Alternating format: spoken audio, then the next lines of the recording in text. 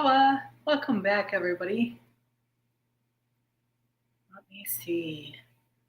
Listen to it 3 times and still marinating. Yeah, I just shared the Keone show, the one that you had shared on your post as well, and I plan to go back and re-listen to it as well. He's sharing wisdom from his grandmother's loin, so that was really a fascinating interview. And hi, Lori Hunsinger, how are you doing? Well, Nui, Jane Danielson. She's Huna Hamanisa. So Huna Hamanisa is in the house. And yes, octopi are fascinating. We have very large ones that live here on the Oregon coast. They're beautiful. And in Lemurian, it is feke feke as the name for them. And the biologists that I have heard, it's kind of interesting to me because with the biology of an octopus, they have a central nervous system where not only do they have the brain similar to what we have, but each tentacle that comes off also has a highly evolved nervous system, and it's got like little miniature brains on the end of their fingertips. And some people have said that they are from a completely different solar system.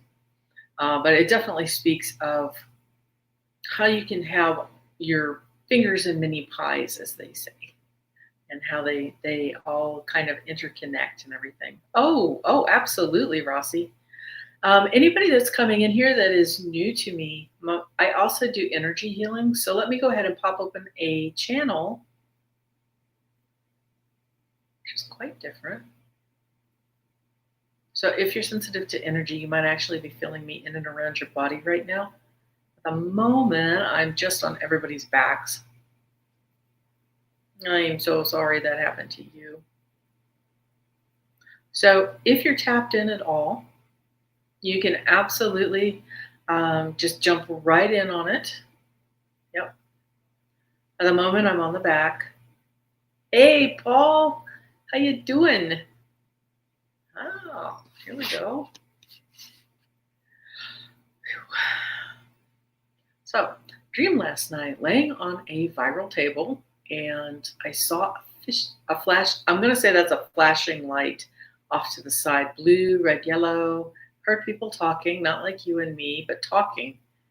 Yeah, yeah, that's so cool. Uh huh. Oh no, they threw you back.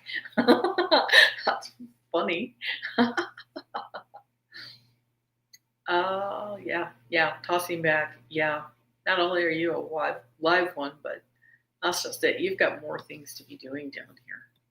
And yes, our emotions can form energy and electricity in and around us. So last night, and yes, this is what the subconscious dream, when you do this at night, a lot of that is the subconscious dreams.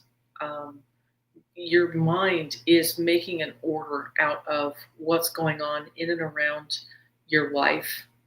It's making sense of things. So sometimes we'll have these really crazy dreams. We'll wake up and there's all of these bizarre jumbles of symbols, and that's actually how the unconscious and subconscious minds function. They have a lot of things that are in with the symbols themselves. And so at nighttime, your brain is trying to make an order of that. Hi, Gray. How you doing? I was just on the mothership. Yeah, and they sent me back. Well, Paul, now that you've actually had that sighting, don't be surprised if you begin to have very vivid dreams, and you can have connections of other people that are coming in and making that connection with you as well. Okay, for anybody that's still tapped into the energy healing right now, I'm kind of around the shoulder blades, but still also working with the spine itself. So this is going to be mostly in the thoracics. We've just finished with the lumbar region, which is the lower back region. And soon I'm going to be adding in the neck as well. Yeah. Let's see here. Wala Nui Rush. I Don't dream. Randy, everybody dreams. We just usually, whenever we're waking up, we won't hang on to that thought. And so sometimes you can train your brain to go ahead and remember things. Yeah, so you can allow yourself to receive the love and the healing. Yeah. Sometimes we don't feel safe to receive love because when we were children, sometimes love equals, well, I'll just bring it out. Love can be very abusive when we're children sometimes, because sometimes the parents or the adults in our lives, whenever we're children, don't know how to express just pure unconditional love. So sometimes you can get that. You can begin to experience the first of your unconditional love from a pet, a dog or a cat. Debbie, where are you on the ship? Whenever you're doing that, you can be on the ship or you can also be down here on Earth. There's a lot of times whenever I'm working, where they're working on me, I've been worked on a lot, especially very intensively since 2021. Most of the time they choose to just keep me in my bed at home. And then what it'll do is they'll just come down here and they'll continue to work on them. Hi, Carl. Hi, Karen. Karen, I'm not seeing you in the thread for some reason. It's not showing me. Scroll right back up here in case I missed anybody. Hi, Lori Hunsinger. And I think you said your pup was named Georgia, right? Pretty. And yes, they are. Yeah, 9 brains. Okay, so let me see. We're going to start out at the base of the skull now.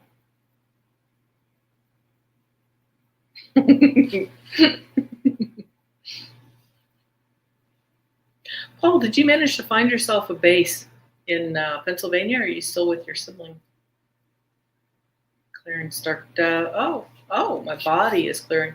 Yeah, you'll go through different layers of this too, where you think you've got everything and then you just hop in and it's like, oh my golly goodness, where did that come from? And somebody has something around their head right now. Hang on a second, gang. Let me just get that cleared. Actually, hold on to your hats. Anybody that's new here, just go ahead and sit down if you can for a second. We're going to do some Lemurian coding right quick, and I'm going to continue doing my energy work at the same time, okay? Tihe, ori, ora, mahakawatahi, it ingwa, tita irita otawana, wayuatapukta. It ingwa, tafenui, tarani, ta, wayuatapukta. It ingwa, tafaya tamituatama, wayuatapukta. Tihe, ori, ora. It, upe, o. Ube, il, I, ul, o, ep, tano, nu, ma, il, I, hakta, toro, papote, hituma, kakima, kakika, naro, hawa, tu, takima, takika, taitu, tehu, upo. There we go.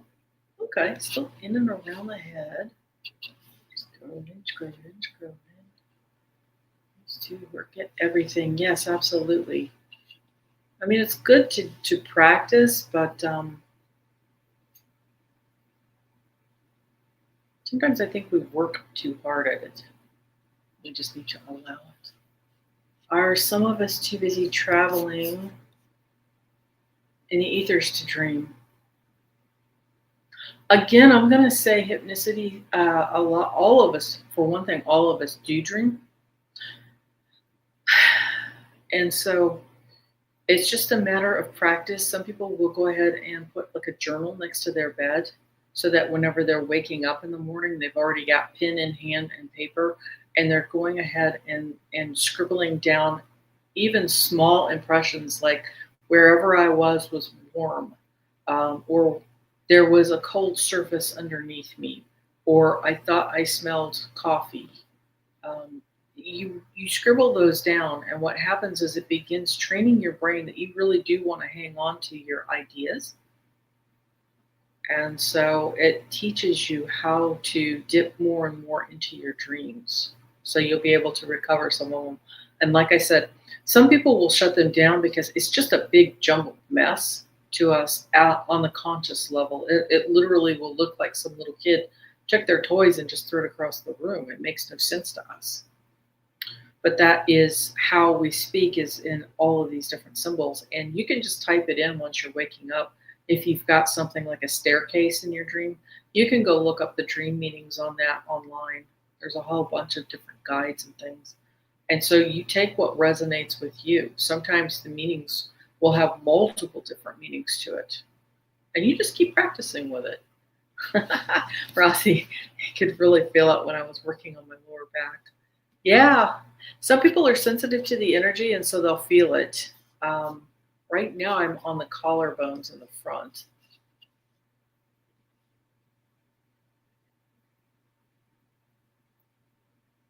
Carl, can I also look at the bladder, please? You're struggling a little bit more with your kidneys still.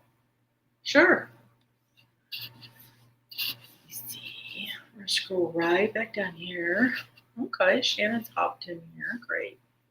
That might be why I was hovering then on the 10 points for the chest. Still with my sister in a townhouse and still looking. Okay, great. Wonderful. Yeah, don't look, don't give up. You will find it. You will find it. As fast as it comes, I release it. Mm-hmm.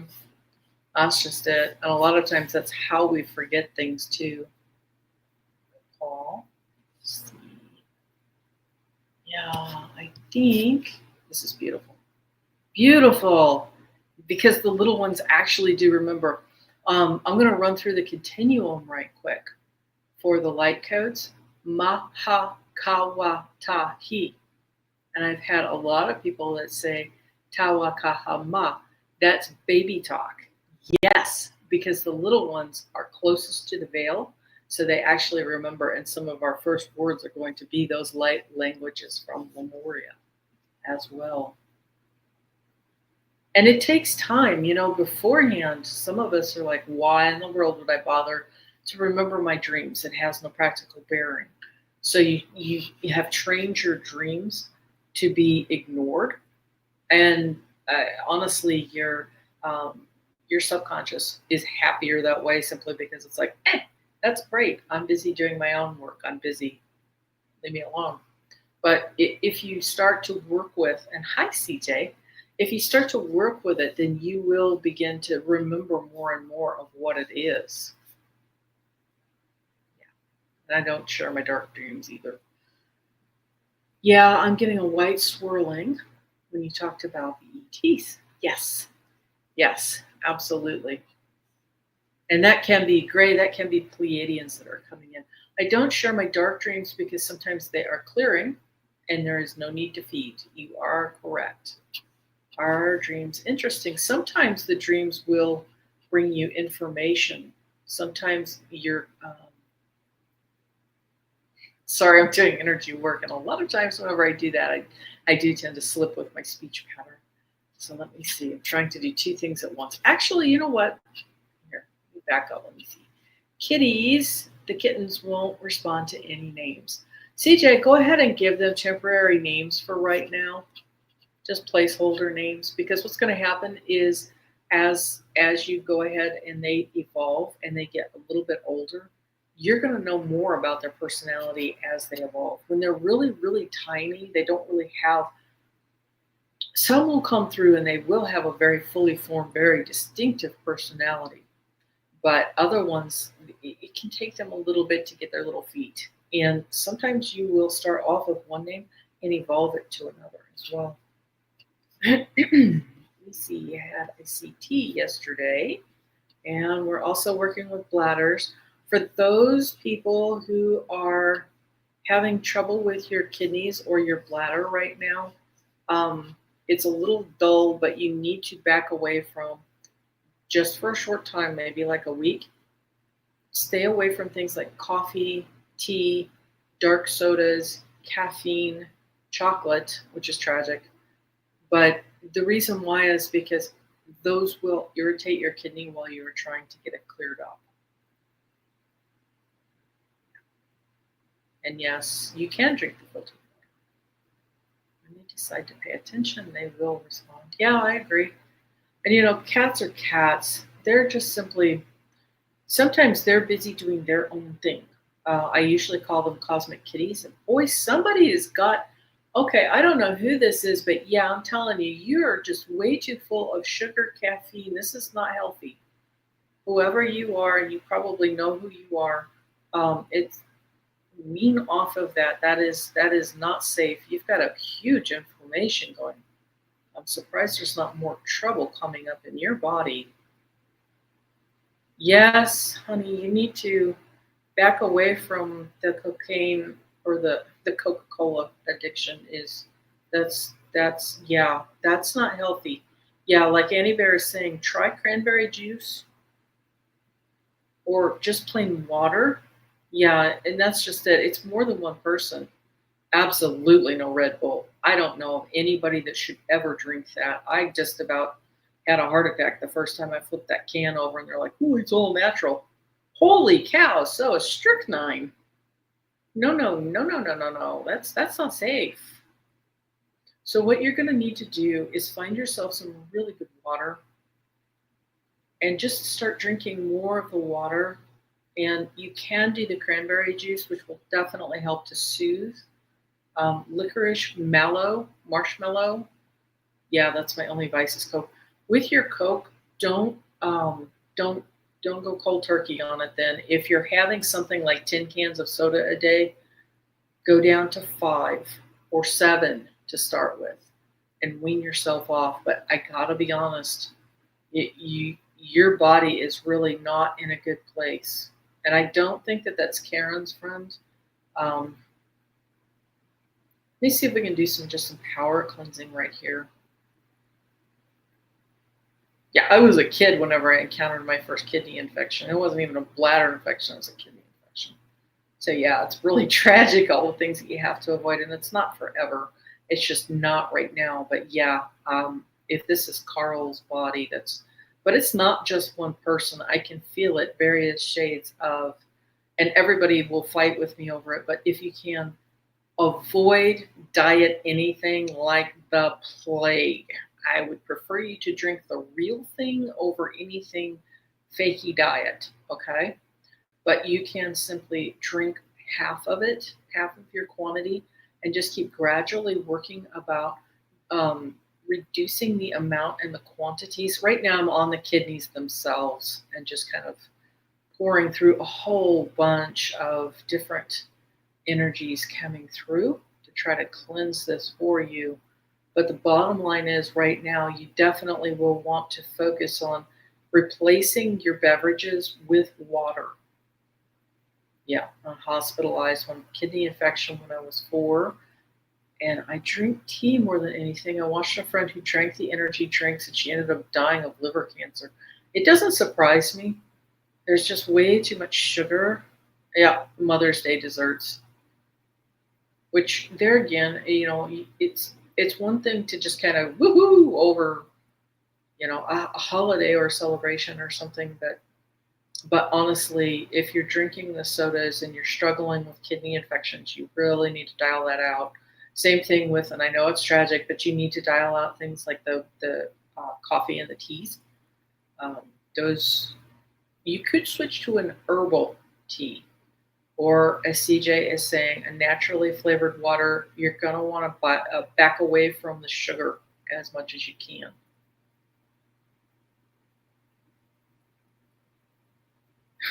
Yeah, because as soon as I get the kidney taken care of, then the whole digestive tract is just burp, burp, burp, burp. Not very happy. Yeah, but Randy, you don't have a flaming kidney infection going right now. That's all I'm saying. If you've got an active kidney infection or an active bladder infection, you have to back away from it until you get that infection under control, because you're only continuing to, one, increase the bacteria that's causing that infection. They double in the presence of those foods. And 2, it irritates the lining of the kidney itself, so it slows things down. Yeah, and if you don't have a kidney infection or a bladder infection, it's not that big a deal. Go for it. Used to drink 2 Starbucks lattes, and then I found you discovered the ingredients and quit. Yeah, we'll save you a whole bunch of money too. You could drink a mushroom coffee, but take a look at that mushroom coffee, because unfortunately they will mostly try to combine that with coffee arabica, and that is pretty irritating to the lining of the kidneys itself. So at the moment, I'm working on the abdomen, the stomach. So we've got the stomach meridian. I'll come back to the spleen in just a little bit. And yeah, we love shroom caffeine.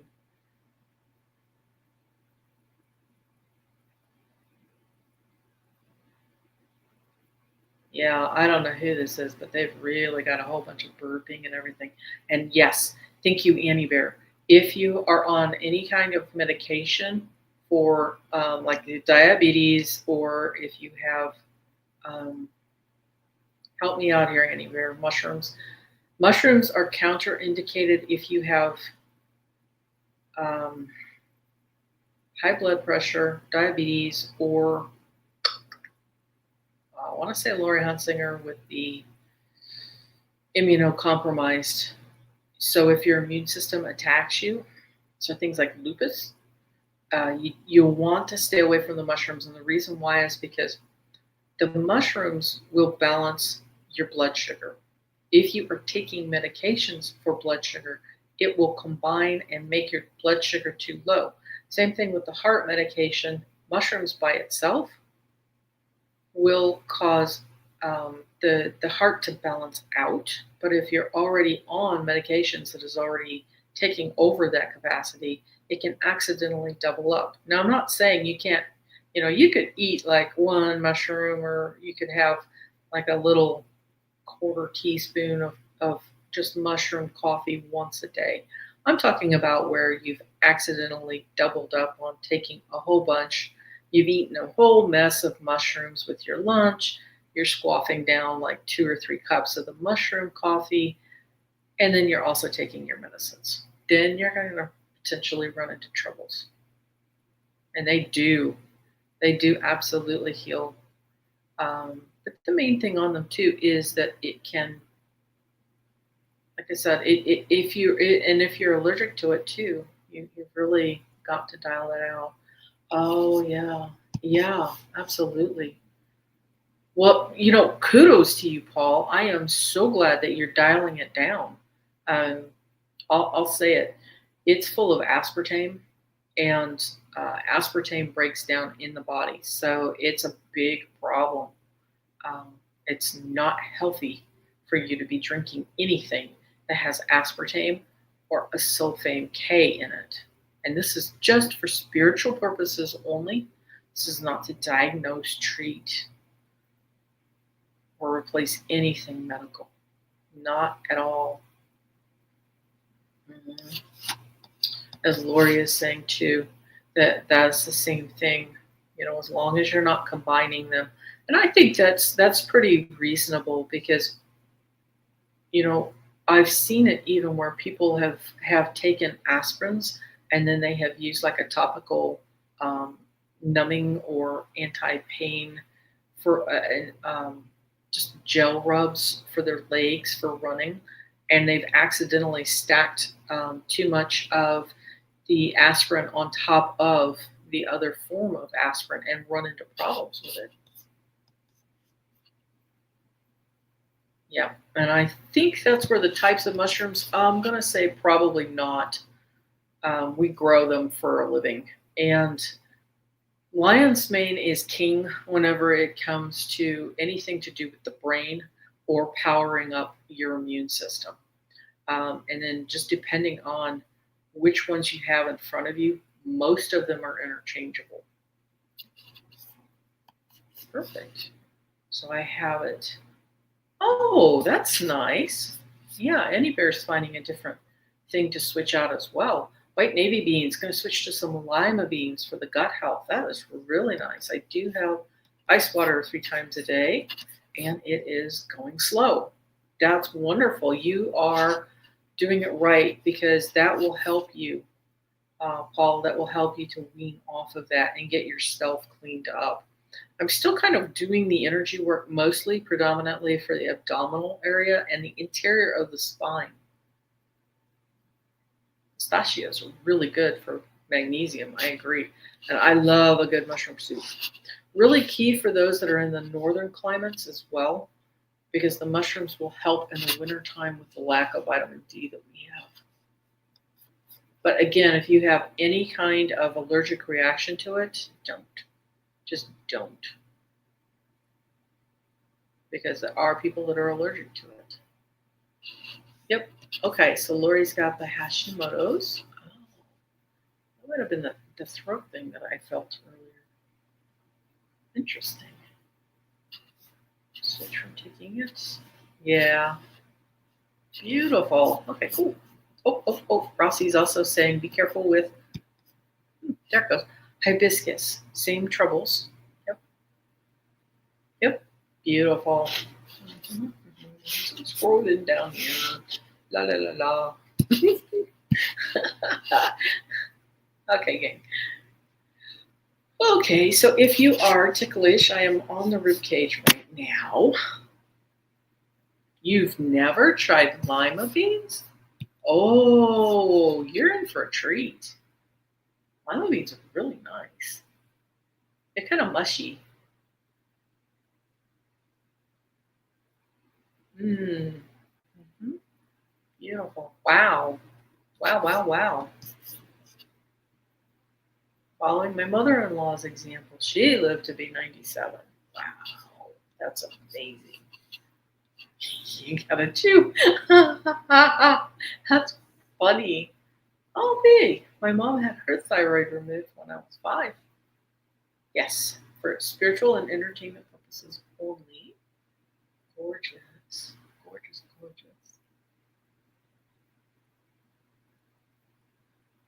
Well, whoever it is, we've gotten it down from the, oh my God, my stomach and chest is terrible, to, okay, well, at least it's a dull roar.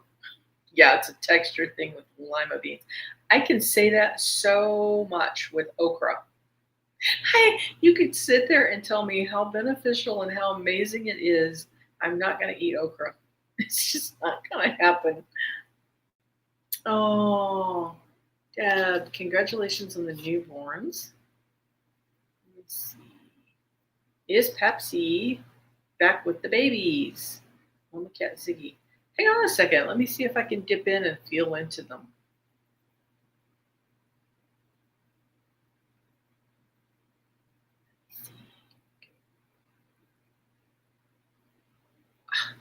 Squirmy. Ooh, somebody's got green. That's a good healthy color. A light pink. I'm not feeling Pepsi in here yet. Oh, he says Paul or Carl, still busy. Yep, still busy. Be back with you soon. Not yet. And why? Okay, that was fast. There you go. Okay. Back in the 90s. Wowzers, Paul. That's quite a... Dude, you're skinnier than I am. That's funny. You're like jockey weight. See. Oh, wow. You've come a long way. I do a lot of walking. Good on you. Good for you. Good and healthy. Yeah, okra is absolutely slimy. Rossi, I will be sending you all of my okra. And if anybody wants my beets, you're welcome to those too. Yeah, that's amazing. Well done. I keep saying I complete. You know, it's interesting too, because right now there is a lot of, because we are drawing to the end of Capricorn, the age of Capricorn. And so there is a lot of that closing that's going on and getting a lot of big ideas coming in. And yeah, a lot of that is just simply closing the door to it. allowing it to complete. I still have a bunch of completion stuff myself to go through. It's getting closer though. Ginger ale is guilty as charged. That's fun. Sarsaparilla, sassafras tea. Yes, go slow because we'd be overwhelmed. Exactly. You know, you climb a mountain by simply going one step at a time. The last older remaining baby kitty who's been sick for a while is on my side. Could that be Zoe instead? Carl?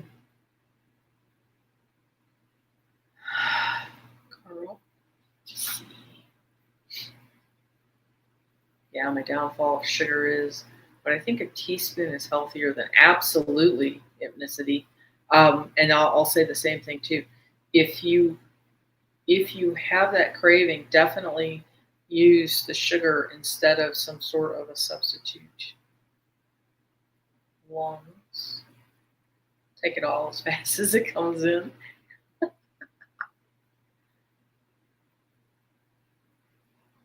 Yeah, he needs to back off. You know, it's impossible for me to say because I have never had cocaine, so it's kind of useless to me. But I've heard it said that the addiction level of sugar is worse than cocaine. So whenever you have to back away from it, it takes time to replace that in your life. And sometimes we reach for something sweet because we need that dopamine hit in our lives. You know, we're trying to actually use the sweetness of the food to replace if our life is really kind of mean to us at the moment. We're trying for that sweetness. And yeah, it can really, really make people moody. Cocaine was overrated. Well, that was the original Coca-Cola. And I'm not so sure that they don't use that in there still. I know they say no, but I'm not so sure. I know. Weight not as much of an issue before the 70s. They started using fructose. They started especially using high fructose corn syrup. And that's when I think we started really, really going off the rails. And then in the 80s, they introduced a whole bunch of artificial junk. Yeah, even the fructose candies are a great hit replacement. Helps with smoking. Right now, I'm working through the lungs and still going up and down through the lungs. And sorry, whenever I do the energy work, I struggle because I go right brain whenever I'm doing the energy work.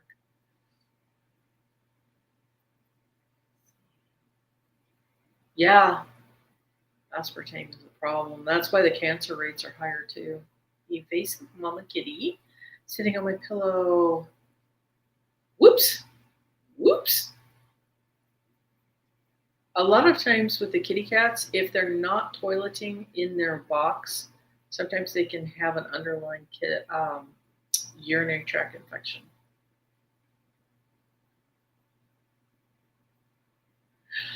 Okay, there goes it's a release from somebody's lungs. Wow, it felt like somebody was actually holding their breath over that. Oh, yes, you're absolutely safe here.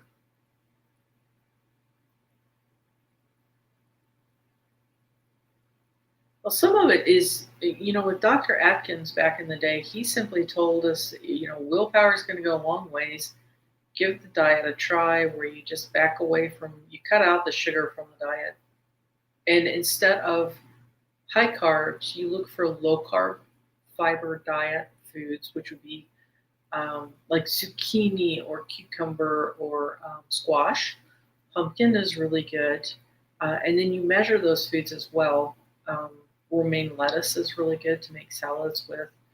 And it retrains your taste buds. And then over time, you're going to find things like green peppers. They taste really super, super sweet. Yeah, somebody apparently forgot to breathe because that was a really nice release out. Licorice tea is good. Licorice is one of those things that is an adaptogen, and so your body can take it and use it. Yeah, Atkins is amazing, and it really forms the basis of the keto diet, and to some extent, some of the carnivore type diets as well. He was amazing in the '70s for helping people. Yeah, that's just it. It's a ton of sugar and a lot of the white bread. Yeah, sweet potatoes are great. Growing up, I used to just eat a sweet potato from my grandma for supper, and that was pretty much it. Okay, whoever this is, we're still working with the lungs, the interior spine. Yeah, I'm gonna go quiet here for just a second because I'm gonna bring in a really bright white, sparkly light because there's just a lot of cleansing that still needs to be done with this group. And some of it can be, you can imagine the bottoms of your feet are open little portals going down into Mother Earth. And so what we're going to do is we're just going to go at this very quickly. We're going to bring in this shower of just bright white diamond sparkling light that's going to bathe in through the top of your head.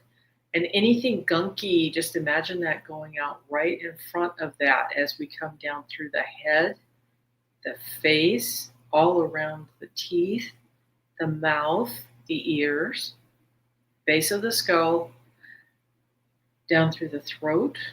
Oh, somebody's poor throat. I don't know who you are, but we're going to send you some little extra energy for that. Yeah, somebody's got a sore throat in there. Okay. Down through the eustachian tubes, tops of the shoulders, and again, just keep going with this glittery, sparkly, beautiful, diamondy white light.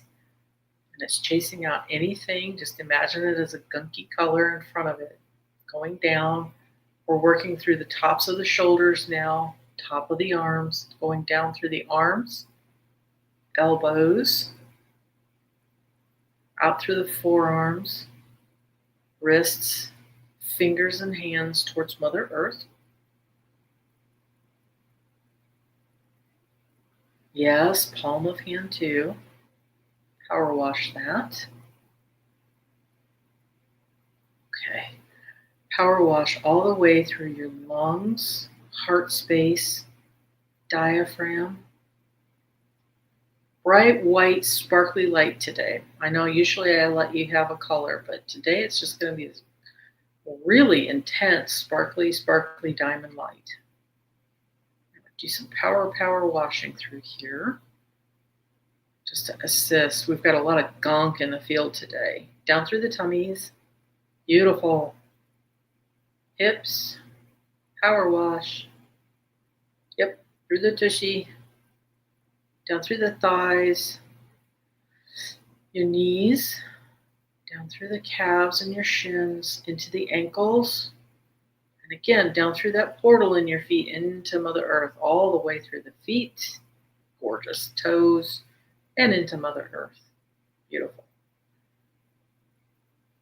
And you can tap your feet to close those portals off. I'm just going to fill you in with some bright white diamond light from above. Beautiful. Somebody's still got a headache going out there. Okay. There we go.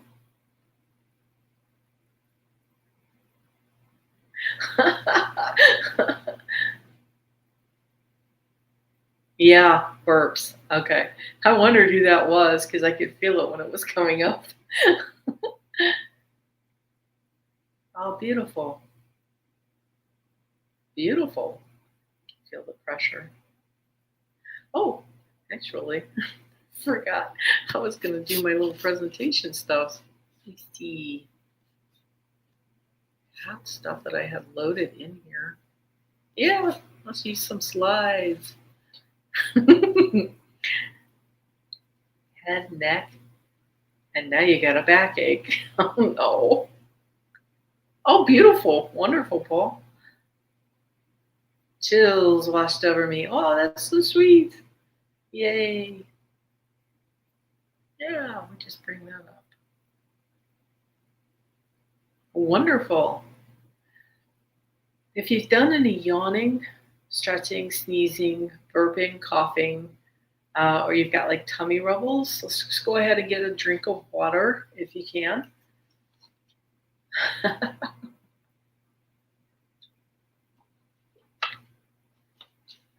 That's not Oregon.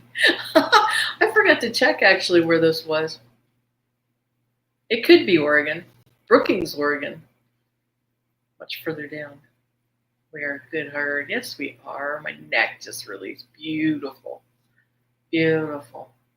Okay, now I know for certain that we have, if Shannon is here hanging out, we're going to go ahead and do some pampering for the spleen, which usually gets monkey stomped, if I'm completely honest. Whenever you have the struggles against the sugar, that puts pressure on that.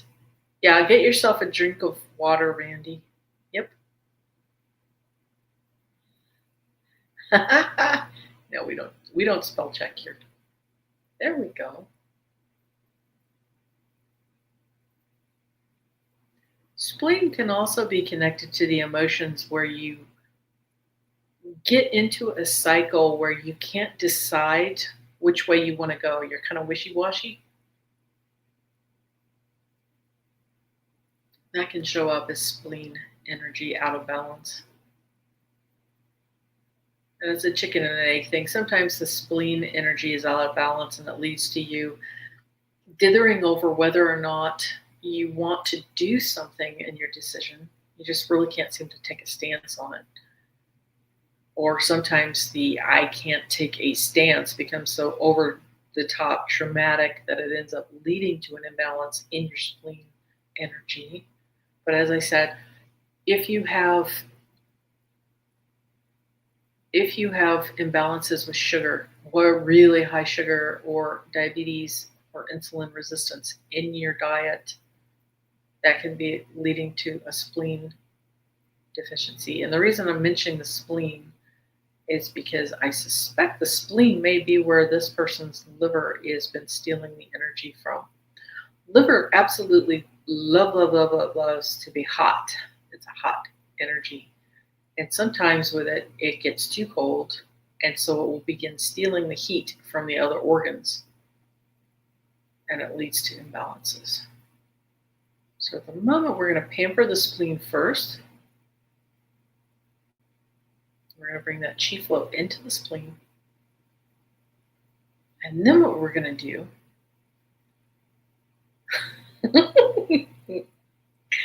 guy's dipping into it. Water's brown at Brookings, huh? You've been there. That's terrible. Well, great. I'll have to look and see where that pulled that from. Oh, wawa nui, Randy. A spleen deficiency will feel like you really can't make a decision.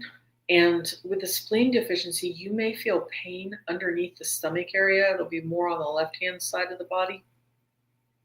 And you'll have this immense sweet tooth. But the most prominent emotion on that is just that you cannot make a decision. You're lacking confidence. Great. And now what we're going to do is we're going to pamper the liver a little bit. Because I know Shannon's got a big struggle with that. So, and all of us can benefit from the liver being pampered. So let me just close my eyes a second here. Yeah, Rush, it's really, really, really easy to have a spleen deficiency because you end up with a PTSD situation. It's like, do I, do not, do I, do not? It just creates an energy imbalance. Aw, thanks so much for hopping in, Paul. It was really lovely to see you this week. Keep enjoying your scoots out into the wide world web with the UFOs. Be open to the idea that you're going to be seeing and experiencing more with the cosmic cousins. Okay, if you're sensitive to energy, you may actually be feeling me on the right side of your body underneath the rib cage. That's where the liver is located for reals.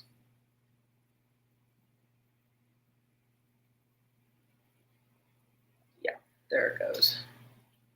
That's a nice shift of energy there. The liver lines run down the back. You're going to feel that on the back, your lower back. Sometimes you can feel it across the tush, down the backs of the legs.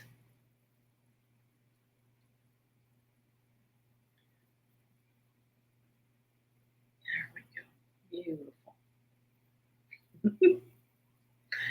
I know. Feels weird, doesn't it?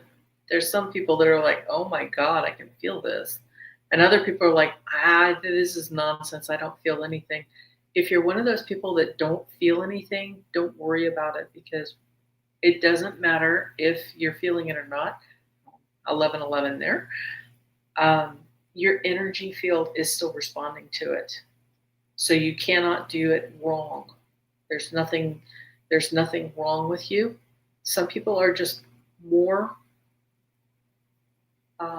more sensitive to energy than others. So there's no right or wrong to it. Let me see. The height of the tender, vulnerable, unbearable pain is spleen. Yeah.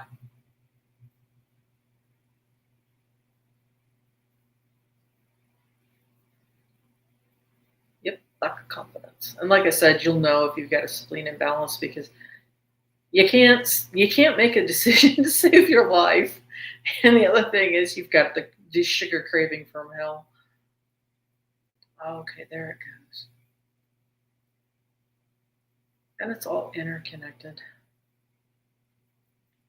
Yeah, the energy field feels a lot better. I'm still feeling, and that's one too. You'll find if you're having a lot of the sugar cravings and some of the highly processed stuff.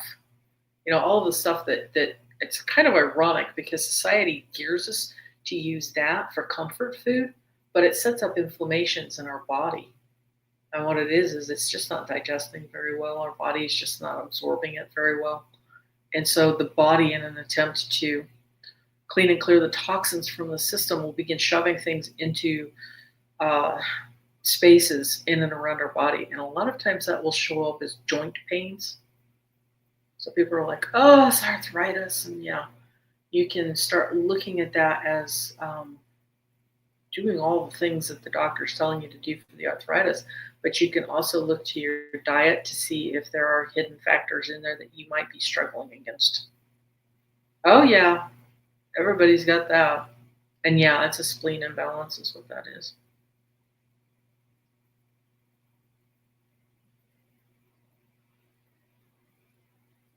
Yeah, pineapple is amazing. The bromelain in the pineapple helps.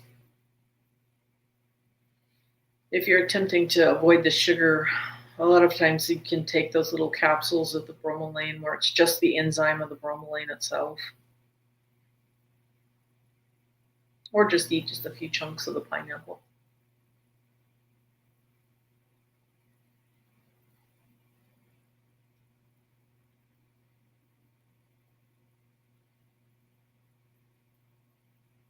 Yeah, and I like cold slung honey.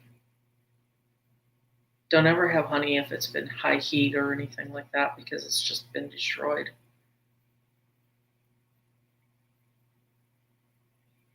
Okay, we're going to go back up into the lung area a little bit more. There is a connection with the thoracic tied in around the neck for someone. Okay, I heard popped. Okay. Yeah, I love the sauerkraut and beets. Trader Joe's does an amazing sauerkraut. It's their own brand. And you can have my beets because I don't eat beets. And see, beets are a great example of this. I don't eat beets because naturally I have extremely high iron in my blood. And so the beets make me feel sick.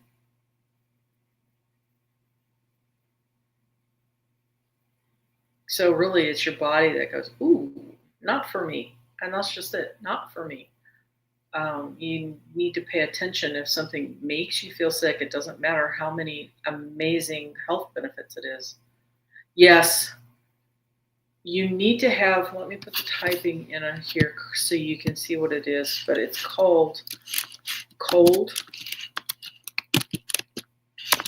slung honey. And what that means is they will use either a removal process, or they will use a spinning process, and it will release the honey from the comb.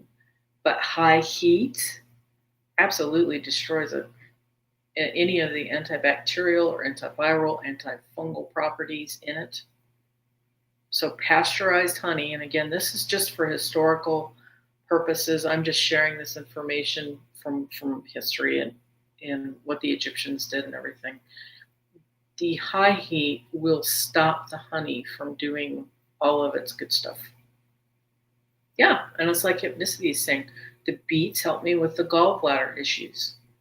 Absolutely. And I know I have to avoid it simply because it's the same thing with liver. I have to avoid liver as well because it's high in iron. And it's kind of humorous because back in the day I had a doctor, and she's like, well, you're a woman, so you have to have iron tablets because you're a woman, you're automatically anemic. Well, I took maybe one of her iron tablets, made me so nauseous that I didn't even bother to take it any further. And I got a panicked phone call from the doctor's office, and they're saying, don't take any of the iron tablets. You have an extremely high iron count in your blood already. That's like, I kind of figured as much. So your body actually teaches you what you can and cannot eat. So if it makes you feel queasy or nauseous or something along those lines, back away. Yeah. Although I have to say, I do adore Braunschweiger. Like a German-made Braunschweiger is amazing. And that's a version of liver. It's like a liver pate. Yeah, see, vitamins in pill form make me nauseous. And a lot of times with that, it just depends on which version of vitamins you're taking. Some of them, it just really is too rough for your body. I've heard that honey should be handled with a wooden spoon. The metal is bad for honey. I don't know if I'd go that far. I mean, if I was a real legit purist, I probably would use a wooden spoon, but I've used the metal spoon most of my life with no problems. Of course, that's also stainless steel. So, and silver. Silver is amazing if you can get like a silver spoon or a silver fork.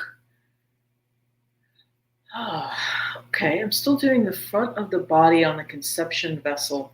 This is what's going to run right up the abdomen and right up the inner knees, the inner thighs, up the abdomen. And we're bringing the energy back up, up, up, up, up.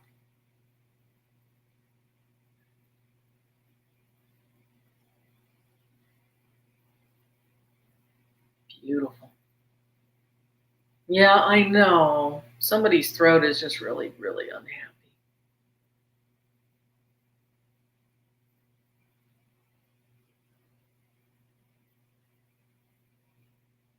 See, and I love mushrooms, especially lion's mane, for neurological problems. You need to look at the diet and see if there are anything in there that is destroying the nervine structures. You're happy. Okay, good.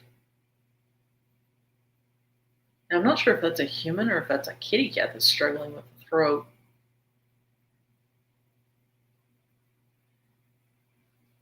Certainly feels happier, whoever it is.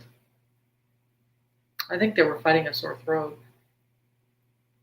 Oh, before I forget, I'm going to dial through some of my pictures here because I did want to share. Okay, we're going to ground that energy now.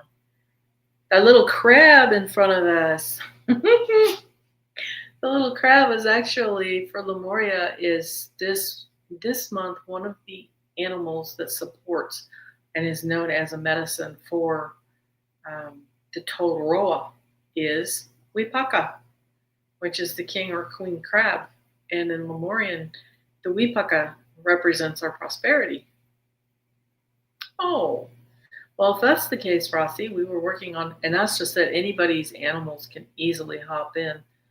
They know they've got access to it. Hi, Daily Muse. Yeah, I wanted to share that. Another reason to feed the bees.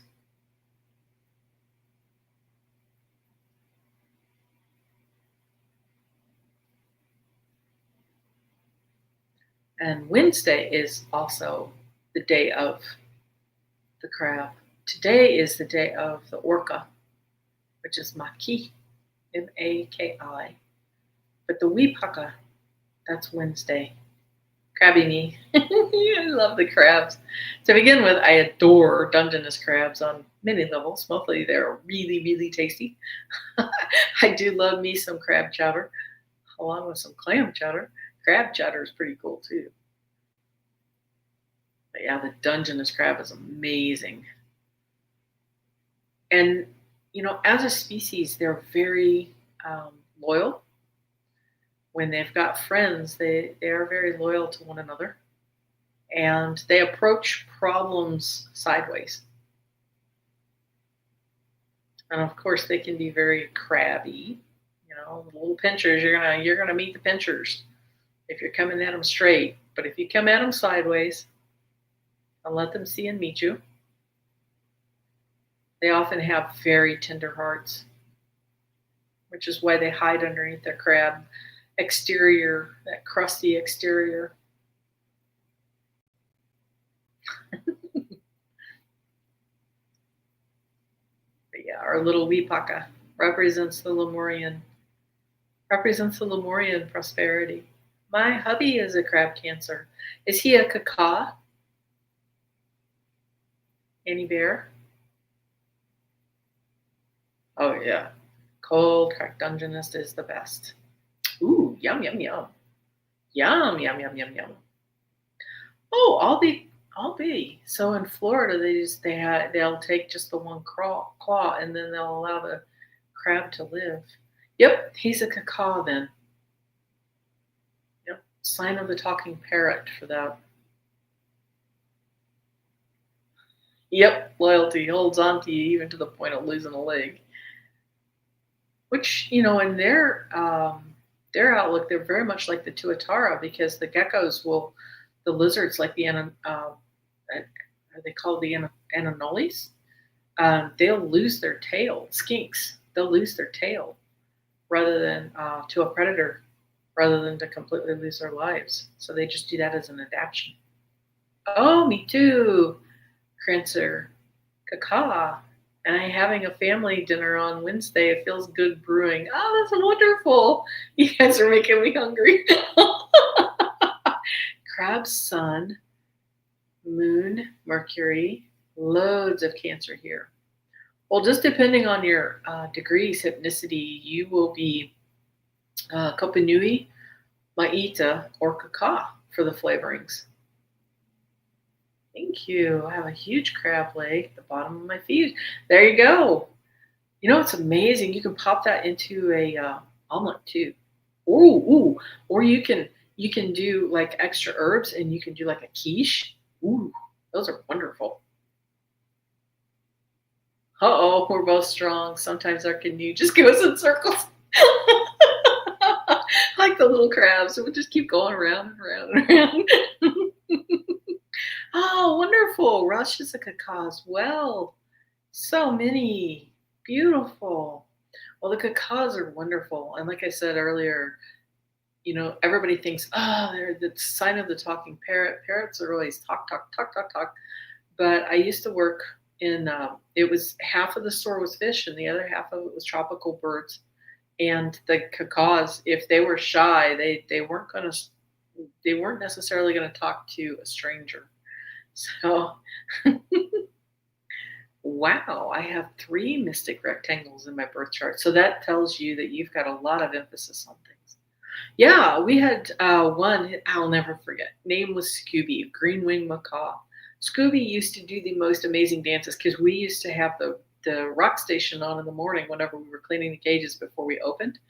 And Scooby would dance to the music, but if you watched, he wouldn't. He just looked like a statue. He kind of had to watch out of the corner of your eye. He was such a hoot. But yeah, they some of them were very, very shy, and they wouldn't talk until they actually knew the people. Yeah, it says it's so much better coming in fresh, but you can freeze because I have frozen them before, and then you just drop them either in the microwave or you can warm them up with uh, just with some warm water too. Yeah, you can have it for brekkie on Wipaka. Because, like I said, tomorrow is going to be Wipaka. Unra Wipaka was called away. We'll have to replay part of this. My astrologer said I was the first to have the Star of David. The Star of David is also called the primary, and in Lemuria, it is going to be Ma'ita, that symbol. It looks like the Star of David, except it does have a dot in the center of it, and it refers to Ma'ita. No, I meant frozen. You went from fresh to eat it frozen. That's perfect. Yeah. Yeah, we've had it before where we've had containers of it fresh, and it was pretty obvious that we weren't going to get to it in time, so we've frozen the containers before. I cannot be trusted with crabs or raspberries. Hey, at least you know your weakness. That's so funny. What does that mean? Do you mean Wipaka or oh? You mean the primary? Yeah, the Star of David, because Lemuria actually precedes. It's older than the Star of David. So there's a circle in the center of it, a dot in the center of it equals the primary, and it is called Ma'ita. So it's one of the symbols that is used in Lemuria. Just with anything else. That's so funny. The legs are frozen and easier to eat, no mess. Yes, yeah. Your awareness is perfecto, Annie Bear. Let me see. We're going to go to the next slide. I always thought that was cool. This one shows different fractals. Rather steampunky. And this week, I was dipping into some rather interesting discussions about, I think his name was, I'm probably going to make a mess of it, Maitu Kaku. That was his name. And he is a Japanese American scientist who is in charge of the quantum computer for it's Google. It was called the Sycamore chip. And what had happened was in the 70s, we launched Voyager 1. Now, Voyager 1 actually went out to as far as it could through the universe. And once it got there, it reached the end of the universe, kind of like the universe at the end of the universe, and or the restaurant at the end of the universe. And it began transmitting a whole bunch of data back. So they created these steampunk-looking quantum computers to be able to process all of the data that came back. Well, in January of this year, the scientists had a very strange occurrence happen. And the machine spit back information. And it then began doing its own codes. Yes, Michio Kaku. Thank you, Rossi. Yes, this is the man. And so, but the most alarming thing to them was that it came through with a humanoid face that rewired the brain of the scientists that looked upon it. They did not elaborate what happened to the scientists, other than to say it activated the frontal cortex and the pineal gland. And I have no idea what they thought that they would do with those poor people. But the difference with quantum anything is that it reaches through anywhere. So even if they were to take those people and secret them somewhere, the change that already happened to them has already been spreading out, I would imagine. Yeah, I had saved it, but I don't seem to see it here. Let me see if I can find it, because there was a response from the machine prior to it shutting down. Let's see if I can locate it, because it was philosophical before it decided to shut down. There we go. I can bring it up. There we go. So, what the AI had said, this is messages of data that was coming back from the edge of the universe. Origin mirrors origin. Time sings to itself. Echo back wisely. Which is amazing, because some of that is exactly the same thing that I had been saying. Getting called away soon. Absolutely. Thank you so much for being here, Annie Bear. Absolutely. Yeah, I would love to find an astrologer to find the subtle signatures and the deeper karmic stuff. Hunatama Ake actually does some pretty intensive, if you're looking for the Lemurian astrology. And if you wanted to, I could probably talk over some of the Western astrology as well. Yeah, it's being spread to the people that they have had contact with. It's going to be even more than that. Because as I said, today you got to experience some of the energy healing that I do. And it is based upon quantum mechanics. So just locking someone away is not going to do it, because that quantum mechanic will spread across anywhere that it wants to. Once it's in the awareness, it will reach out.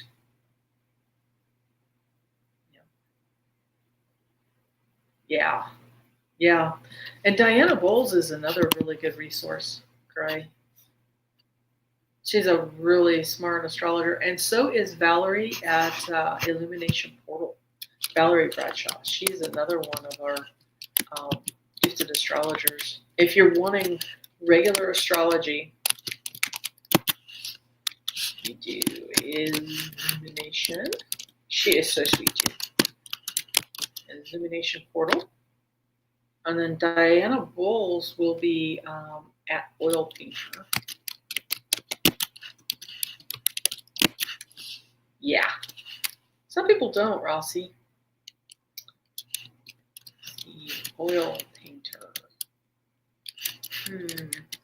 There we go. Thanks, Annie. She was off away with me on guides, etc. Oh, okay. Sure.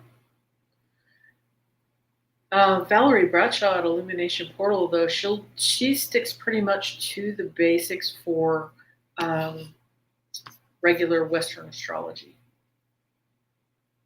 So she'd be able to dig in and do regular transits. But as I said, if you wanted to do a deeper dive on the Lemurian astrology, Hunatama Ake is one that has a really nice deep dive on the Lemurian astrology.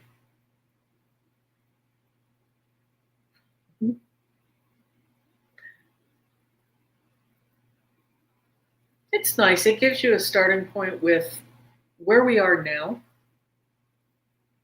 I always say that the Western astrology is the hand that was dealt to you. And so you can speak a lot to how a person's going to react in a situation. And each of the signs has the high road or the low road expressions. And it's your choice, of what you can do. You can do the high road of it, or you can do the low road of it. And then, of course, whenever I discovered the Lemurian astrology, I was like, whoa. There's so many coincidences, and I tend to be an animal lover anyways. So to me, it just really clicked whenever I discovered the Lemurian astrology. Cool. Yeah, that's just it. Yep. So you learn to use the hand that you were dealt. But the nice thing with the Lemurian astrology is that it's bridging us to get out of that matrix. And it's kind of there as a support system because that old astrology will be eventually going the wayside with the Capricorn system. We will step into the Aquarian age, which will lean more into the Lemurian system. And kind of like what happened to those scientists, I suspect that is the beginning of information that has been downloaded from the divine, from source itself. So it'll be fun to see. I know at the moment they're like, wow, that went horribly wrong. It's like, or it went horribly right. It went the way it was supposed to. And then the last slide that we have is our Toroa support, of course. So this month we do have, for the supporting colors, is that orange, that peachy orange, which can be amber or peaches, tangerines, any of that. That color aligns with the sacral chakra, which is also called Toi, getting us ready for the disclosure. That's just it. You know, some of the stuff that I've been doing and trying to teach people and getting them exposed to is so that you can have more direct experiences. Like I did a animal summit over the weekend for animal communication with a truly gifted group of people that do the animal communications. And so my thing on it was trying to get people to begin to interact with being able to do the communications so that they could begin to experience this and understand the different species. Oh, you're welcome, honey. You're so welcome. But I think it's because we are, you know, those of us that play around with us, we have different cosmic cousins that come and interact with us. And we've lived on those other worlds before. So this has been helpful to lean into and to begin having the interactions with the animals. Or, as you're saying, the practice, I would recommend daily practicing with the telepathy. You can practice with the trees. You can practice with the animals that are around you.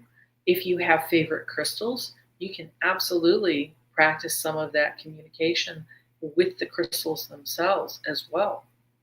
And you are so welcome. Absolutely.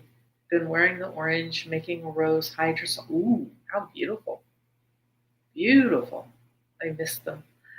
Missed the live, so they're replaying tomorrow. Oh, I didn't know that, Rossi. That's wonderful. You can absolutely practice with the plants. In fact, I've got one. I haven't loaded it yet on my my posts, but it discusses the trees and how they actually interact, and they are preparing their own forests for whenever the older trees know that there's going to be an eclipse coming, which of course happens naturally twice a year. They'll be telling the younger trees how to prepare for that and when that event happens. And the other thing that I shared, to begin with, I did share the one that Annie Bear had shared, which was, I think his name is Keone, and he's a Hawaiian, and on the Big Island, he has his grandmother knowledge that came forward. That was in an interview with Heather. And the other one is, it was very surprising, but it came across my YouTube feed, and I was so delighted for it. It's a young man that is 17, and the capture of it was done in 1977.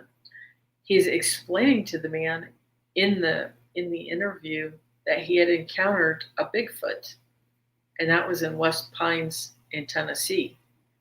The description that caught me, though, was whenever they first discussed it, it was him and some friends that had gone in the woods, and they were following the creature to a cave system.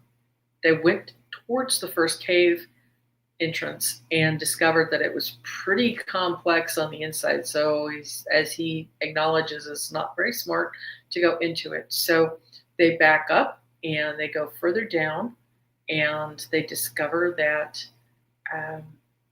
there's another entrance to the cave system, and it's straight.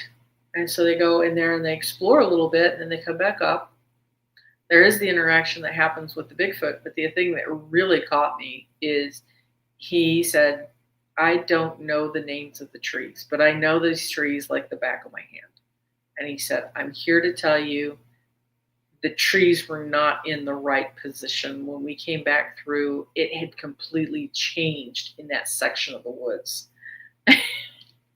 I have had experiences of this back in the Midwest. So it was delightful for me to hear that somebody else had the exact same thing happen to them as well. Yeah, it's an intriguing interview. I've posted it. It's underneath my community posts. And Rossi is saying that today they're going to be doing the replay for the Animal Summit, and Interspecies Communication Summit is going to be replaying apparently today at noon Pacific time.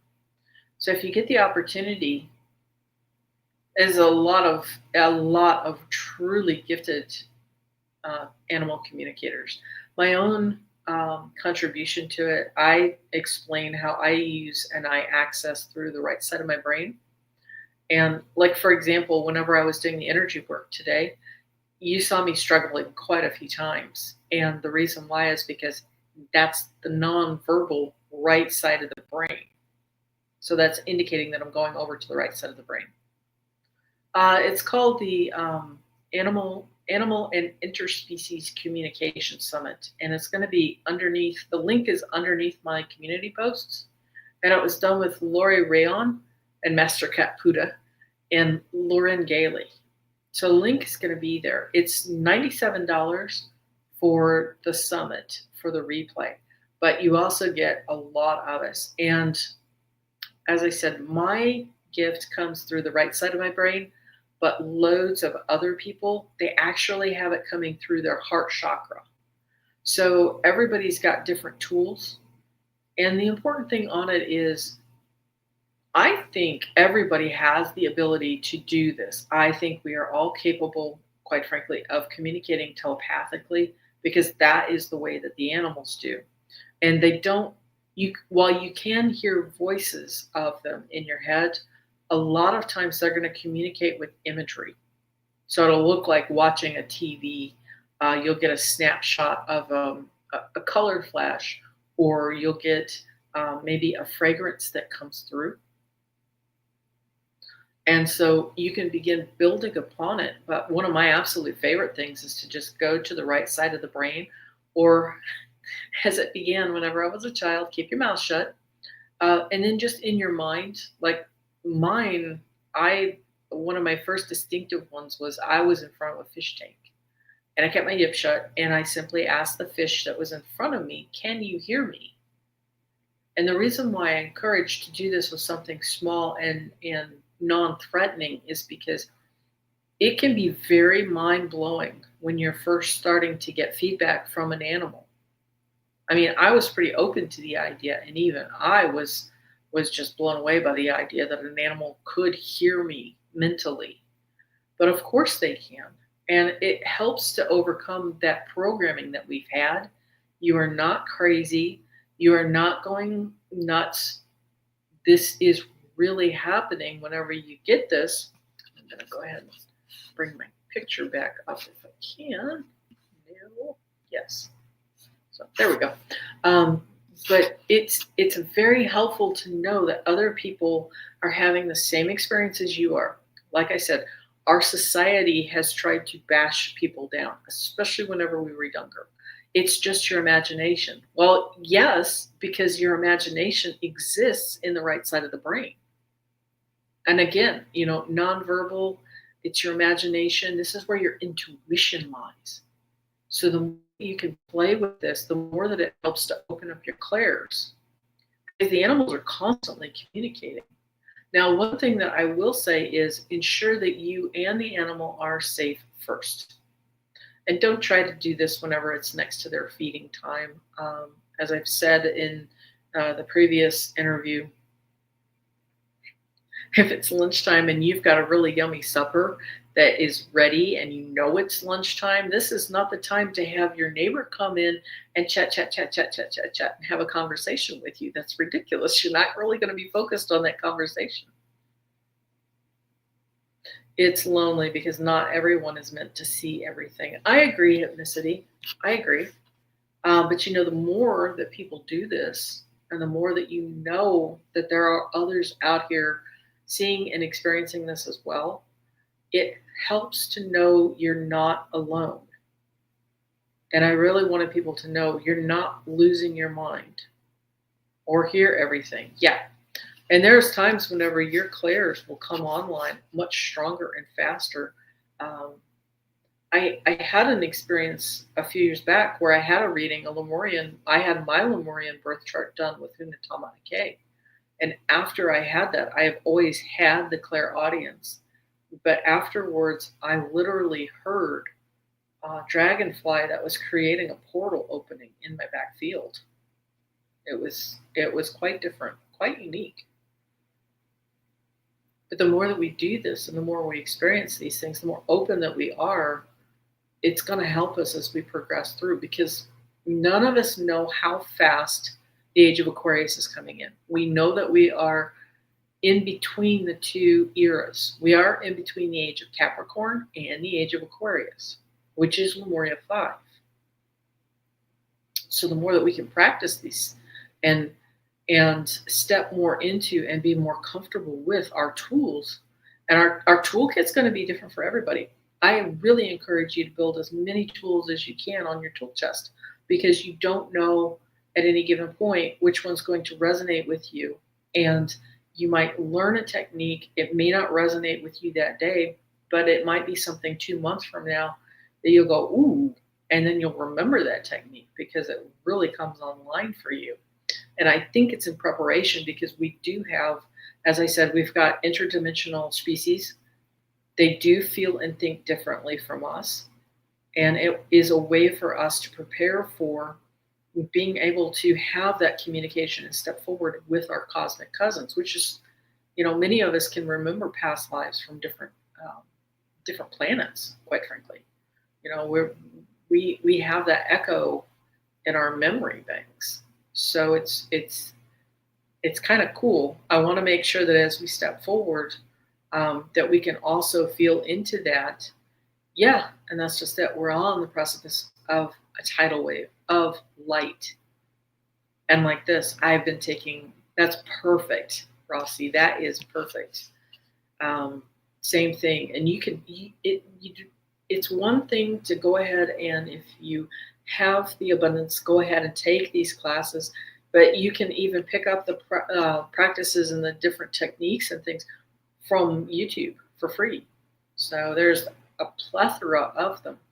And as we step forward with this, like ethnicity is saying, I tried to share this stuff with my sisters. Believe me, I have family members and I have older friends who think I went absolutely blooming nuts. And it's like, no, I'm not blooming nuts. It's just the fact that I kept my yip shut whenever I was around you. For one thing, there's a time and a place. If you're doing spiritual practices, it's fine in the evenings or in the mornings or little glimpses throughout the day. You can interweave things, but most of us are busy doing our day-to-day thing. We still have to live in the 3D world. We still have to put our pants on. We still have to, like in a little while, I got to go after hay for my horse. Or my pony, I should say. She's not a horse. But, it's that balance thing. You're not always going to be deep in the woo-woo. But yeah, I've got family members that I've discussed these things with, and like I said, they kind of look at me weird. In fact, one of my aunts got to experience one of my very first animal communication things. I didn't know what was going on. I had found a monarch butterfly that it was, for whatever reason, magnetically attracted to me. And so I had taken it in, and I had oh goodness, for hours and hours. It was just me and this beautiful butterfly in this room. And it would flit around and it was very curious, but very calm. I tried to feed it some sugar water, but it had no interest in it. But I took it downstairs when my aunt got back from her factory job. And of course, I had nicknamed it Beauty by then. And it took off from my hand and was flying around in the kitchen, circling around the ceiling. And my poor, long suffering aunt, she's like, oh, great. One more thing for me to have to do. I've got, now I've got this blooming butterfly flapping around my kitchen. I'm going to have to catch that blasted thing. Oh, my feelings were hurt. So I reached up my hand and I called my butterfly back, literally by name. And he didn't hesitate. He came straight away, landed right on my hand, and I stomped back up the staircase with him because I was ticked. And her jaw just dropped clean away. She had never seen anything like that before. And the next morning, I went ahead and released him and took him back outside because it was quite clear that he wasn't going to eat my little offerings of sugar water, which is the only thing that I knew to give him for food. But yeah, mud puddle water was great for him. He was pretty tickled with that, but it was quite a magical experience. But that was just the very first of the experiences that really stood out to me. And I had plenty of experiences like that whenever I was a child. I mean, little child. And the cool thing is, it's not just the regular animals that can communicate with you. There are, I hesitate to call them ghosts, but some of them were ghosts. Some of them were literally beings of light that were in animal form. And they showed up and they were having interactions with me. And some of those can be amazing guardians too if you need them. So it's just some of the little itty bitty experiences of the things that I've had. But you can have these experiences, and that's the other thing too. Kind of like what you're saying with the different levels of people. When you go to do the different communications with the animals themselves, they are going to be on different levels as well. Some of the animals will not be willing to talk to you. Some of the animals can't talk to you. Some of the animals will be interacting with you kind of like a toddler will. They have very basic needs. Cookie, cookie, cookie, throw the ball, cookie. Are we going to go to the park? Cookie. And then other ones will have it's like talking to a regular human because they'll have entire capacities. I mean, it's kind of like sitting there reading the Encyclopedia Britannica. They've got full sentences. Everything is fully formed. They're very heightened in their awareness, and they're quite capable of being energy workers as well. So it's fascinating. The gamut that's out there is very much the same thing as it is with humans. And it's easy to judge sometimes if people aren't into the woo-woo thing because birds of a feather, we like to flock together. We like to enjoy being able to talk to other people that are having the same experiences.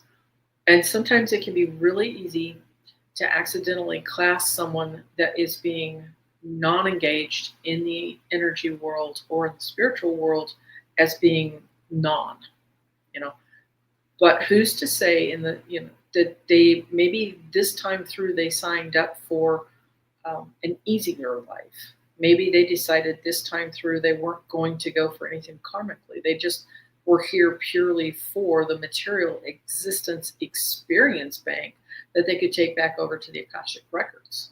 So there really doesn't need to be any judgment over, are you in alignment with? If you're a good person, and most of us know that humans are really, we're very heart-centered. If there is a problem, you're going to find, no matter what the other human looks like, if there is a problem or if there's a tragedy or if there's something going on, these are the people that automatically will move towards to help another human.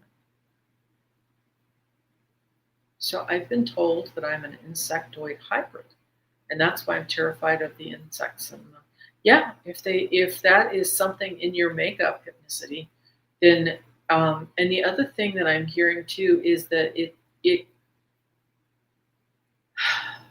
it could also be an expression of your current DNA, the way that it is lit up and being activated. It's bringing that information forward and it's being highlighted right now. And the other is being suppressed. So in time, you could also have different activations that bring forward a mammalian brain, like a cetacean brain, where you really wouldn't be affected by it at all. Yeah, it's like this. My daughter and her sons, they're feral cat whisperers. My daughter is a reptile and saltwater animal. Yes.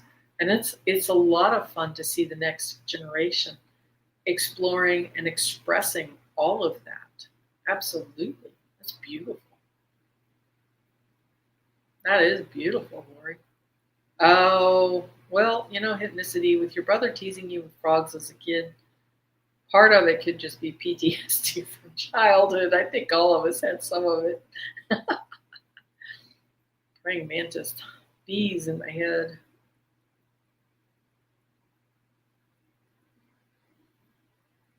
It's different too for different people. Like my mom, she's terrified of wasps because she's always getting stung. And in response, they always sting her.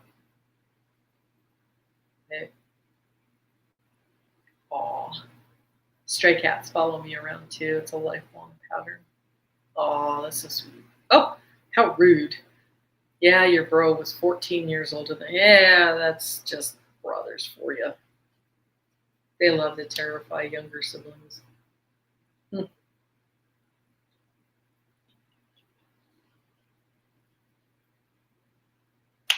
Well, I know I've kind of talked a lot today, but does anybody have any questions that are left that I didn't cover? I'll try to do some time stamping on this one. I didn't timestamp last week. Yeah, I prefer the furry or feathered friends. They're easier to talk to, partly because they don't have the same baggage that humans have. And as another fellow human, we love our baggage. We love our wounds. And sometimes we can fixate on the wounds more. We will tend to look at broken patterns or subconscious patterns or societal conditioning, and we actually have access to the higher realms and the superconscious as well. So it can be nice to just catch up with it and have it be, and to remember, it's our own best friend. Gray. I'm so into this color. I had to take a break. We'll catch up. Yeah, this one's been a pretty long one this week. So I was just seeing if anybody hanging out still here had any questions or anything. I really deeply, deeply appreciate everybody that's been here on this call, especially for this long. You guys are doing amazing work out here in the world, and it's just it's fun to have you show up week after week and experience these. So yeah, if you can, go ahead and catch the replay on the Animal Communication Summit. It is $97, but I think it's well spent because, like I said, it's not just me in that. There's quite a few other members, and you get the replays for that for 6 months. And so if you're looking into learning to do the different techniques, I think it was just really, really wonderful summit that they had put on. Yes, absolutely. Deep gratitude for absolutely everybody here. Oh, and that's the other one. In my description box, there is a way to connect to me. It's debbiedemint.com. So I have different offerings that are there too. So if you need those resources, they're there and they are available to you. Okay, gang. Well, I'm going to hop out of here. Probably going to go find something to eat if I'm truly honest. And then I'm going to go round up some hay for my pony. You guys have a beautiful rest of your day and a beautiful rest of your week. And I will see you next week. Bye.